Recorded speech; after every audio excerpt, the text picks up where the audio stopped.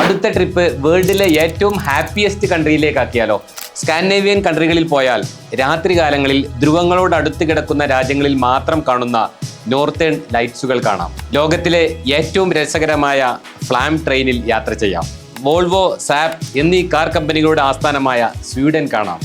നോർവേയും ഡെൻമാർക്കും കാണാം. Sona capital of the world ആയ ഫിൻലൻഡിൽ പോയി സോന ബാത്ത് നടത്താം. ത്രസിപ്പിക്കുന്ന ഫിയോർഡ്സുകൾ കണ്ട് ക്രൂയിസ് യാത്ര ചെയ്യാം.